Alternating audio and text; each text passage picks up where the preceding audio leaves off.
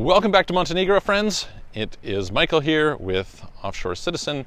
Today I'm going to discuss with you a topic related to the possibilities of citizenship-based tax, but also of other possible ramifications that your country could have towards you.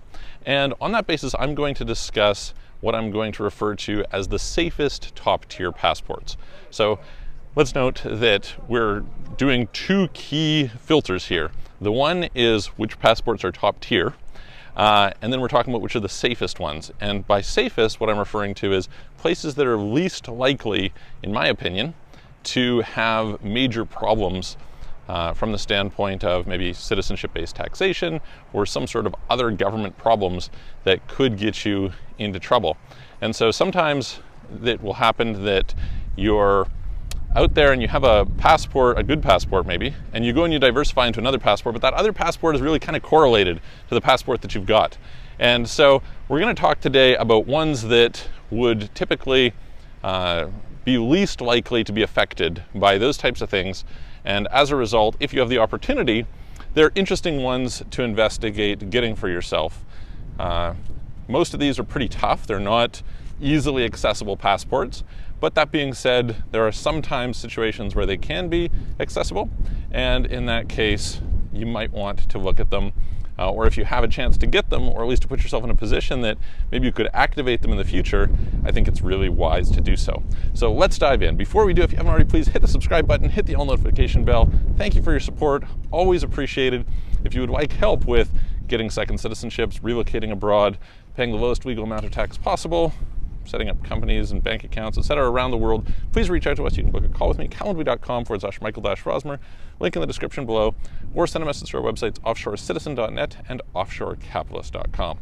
Okay, so let's start at the top. So just quickly here, where I thought about this was partially I was talking to a client who has a couple good passports, but was also in a position where they could get another passport that was pretty good. The problem with that other passport was it wasn't what I would call low risk. It was what I would say is a correlated passport to many of these others. So let's use some examples. Spain, Italy, Portugal, France, Germany, Austria, Luxembourg, Denmark, Sweden, Finland, all these types of countries that if you're going to get, say, draconian taxes or something like that, these places are probably some of the more likely ones to do it, right?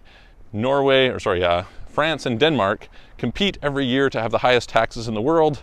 They are proud recipients of that award. I don't know if it's something that I would be proud of, but anyway, that's what they do. I have a friend actually in Copenhagen right now, telling me he's loving it. It's a nice place. It's got some good things. Not really where I would necessarily want to live, but has some good things. However, their tax system is atrocious, very, very bad. And so what are the chances that they might come along and say, hey, we in Denmark believe that because you're a Danish citizen, you're going to pay us every year for that privilege, or we're going to restrict where it is you can go. I mean, we already see this with countries like Spain, where if you move to a tax haven, Portugal as well, actually, there can be some restrictions on your ability to cease to be tax resident, or it can take some time to do so. Do you want that? Probably not, right? Probably not. There's some negatives. So if you're going to diversify your passport strategy, the reality is I always tell people pretty much get whatever you can, right? That's as a starting point. If you can get it, it's great. Like, it's better to have backups than to not have backups. This being said, these backups sometimes come with consequences, and these consequences could be, well, just not great. Obviously, we've talked before about, say, in the case of Turkey, the risks that you would need to have your kids join the military. If you don't have kids, it's not a big deal. And there are some ways to pay out to get out of that, etc. You could also, of course, leave. There's some other countries that are famously difficult or impossible to renounce, so some people kind of pay attention to that. Then there's some cases where you have foreign countries that, the country is just not in a good situation. We saw with the case of Russia, where actually the Russian passport became a liability, not so great, as opposed to an asset. But let's talk about ones that I think are likely to be quite strong over a long period of time, and probably not that likely to have really negative consequences. So the first of these is Singapore. Now, the problem with Singapore is they don't allow dual citizenship. So if they ever change that, it'll be wonderful. Now, what can you do about that? Well, there's some times where you just say, well, you know what, I'm going to just go for dual citizen. I'm going to go for citizenship there anyway as an alternative. So I have some clients who have, say, given up their U.S. citizenship and gotten Singapore. Fantastic. Like, I think Singapore, it's one of the top-ranked passports in the world. They're the type of country that has, in my opinion, a good mindset. Things are well run. I think it's very unlikely that they would impose draconian tax rules, etc., on their people. So that's one example. Another example might be South Korea. South Korea is interesting because you can actually get residency there pretty easily. It's one of the least talked about places. Actually, we have an ability to get bank accounts for foreigners there now, which is super cool. I'm probably going to go there in the next few months and do it for myself. I think it's a nice uncorrelated spot. You know, very good passport, unlikely to be ever considered sort of a tax haven by anywhere. And yet it is one that is pretty good. Now, again, some restrictions on who can qualify for dual, etc. It's a little bit more flexible, I would say, than Singapore, but not. There's some restrictions and not necessarily the easiest one for everybody to get, but not bad. Now, what I think in the case of places like either of these is it's good to position yourself with a residency, because if something happened in the future, let's use a hypothetical scenario. Let's say for some reason you needed to get out of your country and get rid of your existing passport. Well, you'd want a backup passport, of course. So, you know, maybe a Caribbean passport is good for that. We help people with those all the time, every month. We're helping people get various Caribbean citizenships. There's also something like Turkey, etc. But these are not high quality passports at the same tier as, you know, Australia or Canada or UK or one of the EU passports, etc.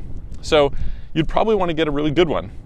And so what you might think is, well, let me start the process by getting myself a residency, getting myself a permanent residency ideally, so that in the future, if I want to, I can activate this other one. I can give up my current passport, I've got my backup, and I can activate my other residency and transform it into a better citizenship. That to me is like a good risk aversion strategy that puts you in a pretty flexible position. And if you have a couple of permanent residencies, all the better, right? All the better. Obviously, it depends on your circumstances, what makes sense for you, but that would be an option. The next thing that we can go and look at is we can look at some of the ones in the European area. So in my opinion, Switzerland, pretty good, fairly unlikely, although Switzerland has fairly, like, it's not a really great tax place. I think it's fairly unlikely that they'll become overly aggressive. They tend to be fairly open for business to wealthy people. More, even better than that, if you can get it, although it's insanely difficult, is Liechtenstein. I have a friend who's there, very happy about it, likes that they have a restrictive immigration policy, likes their tax system, etc. Liechtenstein would be an option that you could, in theory, get, but very, very difficult to get that passport. One that nobody talks about that is, in my opinion, one of the best passports out there under the radar is San Marino. San Marino is one of the only countries that gives both access to the to the US and to China. And it's just got a great relationship with the EU because it's an enclave in Italy. But, you know, who is paying attention to San Marino? It's like world-class passport. Nobody talks about it, but again, not there. Once again, citizenship or dual citizenship is not typically allowed. There's, again, some exceptions that can happen there. It's kind of its own little thing, but that's an interesting one that you could include on the list. Other ones, in my opinion, Ireland is pretty good. So of the EU countries, I generally consider Ireland to probably be the best today, in the sense that it's a very good passport, gives special access to the UK, as well as you get the Schengen zone, etc. While not being in the Schengen zone, although the personal taxes there are pretty high, they of course have the non-dom, which is great. People can kind of work towards a citizenship there without incurring a whole bunch of tax, and their corporate taxes are quite good.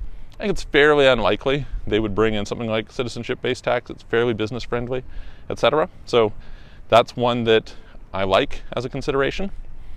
Then we've got two other sets, which are some of the Middle Eastern countries. If I could get UAE, I think something like that's a fantastic passport. So UAE passport would be one, if you could get it. Again, very difficult, but they're becoming more receptive to it. So over the next few years, might become more and more possible. And the other thing is Eastern European passports. So I've mentioned before, we were helping people with getting Hungarian citizenship. closed at the moment, but an interesting option.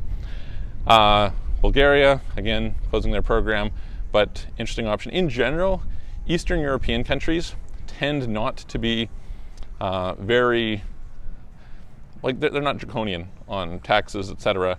They've kind of come through a period of communism. They have a deep institutional distrust, which I think has some good things. Now, to be fair, a lot of corruption there, etc. But this is a reasonable high-tier passports. Croatia, possibly like Latvia, Lithuania, etc. Good passports, and probably unlikely to do anything particularly aggressive to you. This brings us to, of course, the one that you can actually get, which is Malta. Now, Malta is obviously an expensive passport, but we've been helping some people get them over the last while, and definitely a very good passport, very world-class. Unlikely, in my view, that Malta would end up in a situation where they would implement something like citizenship-based tax. Just, again, not the type of country that it is. And so, yeah, those would be, to me, the best combination of high quality and safe. You can look at, there's actually some fairly high quality passports in some of the better South American countries, but those countries have their own set of problems. That the good news is you can run away from them because it's hard for them to enforce, but not necessarily what I would call super safe. And then you've got, of course, others that just like Australia. As much as I like New Zealand, and there's cool stuff with respect to being able to get a New Zealand passport because they're kind of 4-year foreign income exemption when you move there and you can work towards citizenship. I don't love it in the sense that I think it's more correlated to the way of thinking that we get from Scandinavian countries or Australia. Similarly, you could look at places like some of the easy to get, there's sometimes Spain, Italy, etc. Great passports, but do I think that they're going to not necessarily come after you for taxes in the future? Sounds risky to me. So, not saying don't get them. By all means, if you can qualify for those, I think it's a great idea to have them as a backup, but I think there is a decent chance that they could come after you. So in the future, if things were to go terribly bad, and we're quite a ways away from there, I've been fairly outspoken in the view that I do not believe that it is very likely that we will see broad citizenship-based tax. I think, generally speaking, countries will have other strategies to try and enhance their tax nets, as opposed to just taxing people based on citizenship. It's mostly based on the treaties. And you see this even in cases where you have countries that have kind of extended how long you're resident. You'll notice that it doesn't apply, say, to tax treaty countries. It will not apply to, it'll only apply to, say, tax haven countries. And there's some ways around these rules. So anyway, I hope that helped. Let me know if you have any thoughts. Put them in the comments below, and I will look forward to seeing you on the next video.